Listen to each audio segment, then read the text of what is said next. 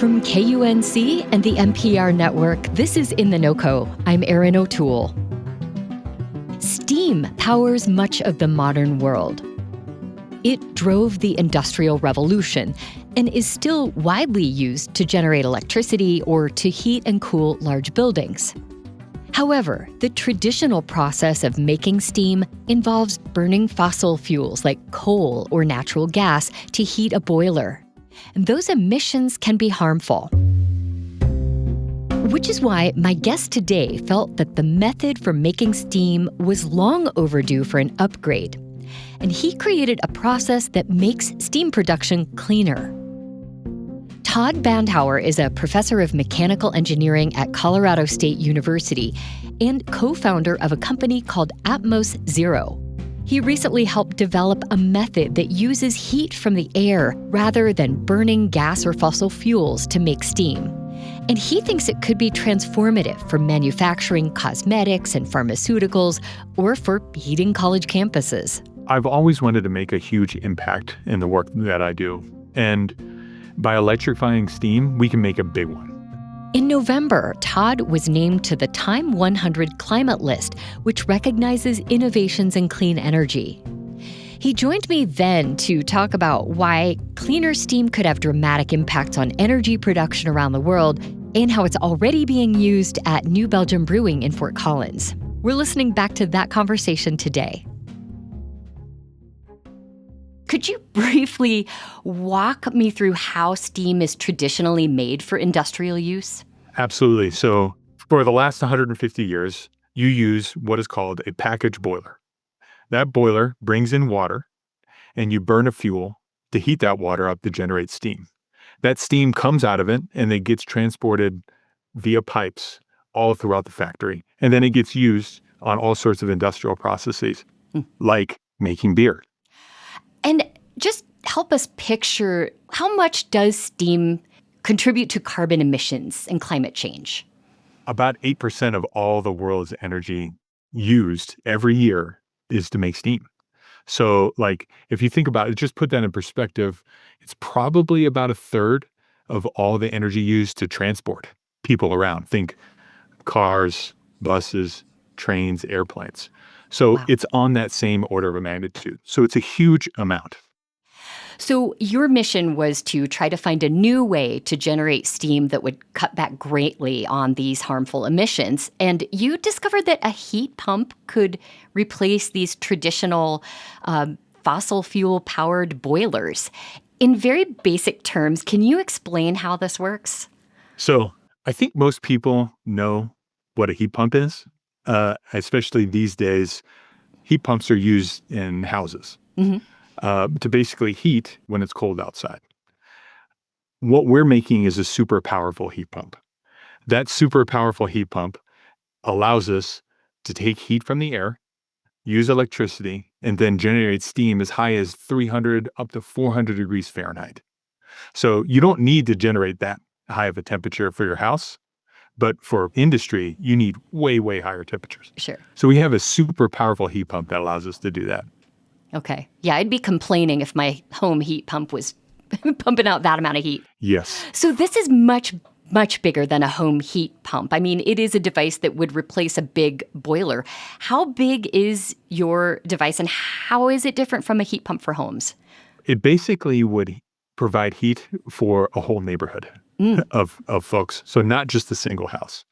The unit that we have in New Belgium, it probably could heat about 50 homes. Wow. So that's the order of magnitude that we're talking about.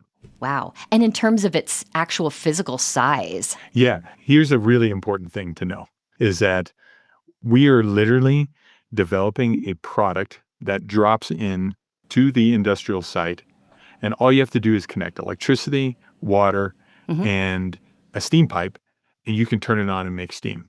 And so the unit that we have over in New Belgium, it's about the size of a shipping container. And so that's what we're talking about here, like a small shipping container that you just drop in and make the connections and generate steam. What are the biggest challenges to getting this adopted on a wide scale? Erin, as we talked before, the boiler hasn't been reinvented for 150 years. And so The problem that we're addressing is we want to make it easy for all of our customers to make the switch. So in terms of, we really want to avoid disrupting the process. Industrial factories, they're 24/7, 365. If you shut them down for a few hours, they lose money. They lose a lot of money. And so we want to make it as easy as possible. So, for example, at New Belgium, what we did is we connected our system to their facility, opened up a valve, started generating steam, and then their boilers that they had on site, they just turned down and they just kept operating.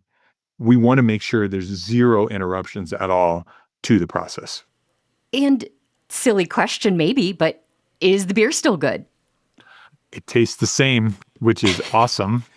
Colorado, we're really good at hiking. We're really good at drinking beer. So it's like we want to make the air clean for all those hikers, and we want to drink great beer. So it's the perfect combo. All right.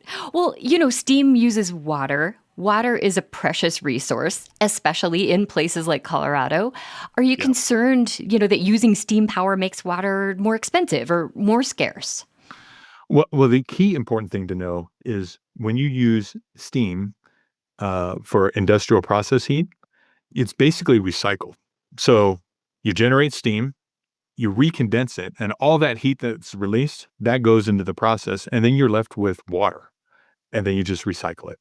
That's effectively what we're doing. Okay. So you have gotten this technology into a brewery. What kind of industry do you hope will be the next to give this technology a try? Well, I think the food and beverage market in general is really ripe for this change. We eat a lot of food. We drink a lot of products, especially beer. And steam is used a lot in the temperature ranges that we're delivering for the food and beverage industry. Think cooking. Think cleaning pipes for milk production. Think all sorts of sterilization process. But of course, as a beer lover, I love making beer. So attention beer makers. Yes, exactly. Okay. We're in an old manufacturing facility here in Loveland, Colorado. We're at the Forge campus here on the south side of Loveland. And we are working to re-energize manufacturing here in Colorado. And so it's just really exciting and special to be a part of that.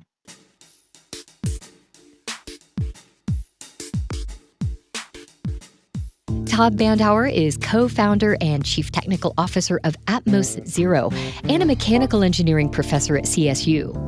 He spoke with me last November about his work to develop a way to make steam production cleaner by heating water without having to burn fossil fuels. We'll have links where you can learn more and see a photo of the industrial heat pump in our show notes and at KUNC.org.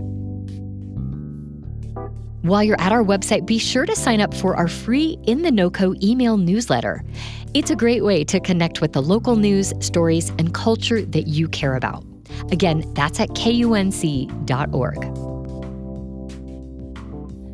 That's it today for In The NoCo. I'm Erin O'Toole. Thanks so much for listening.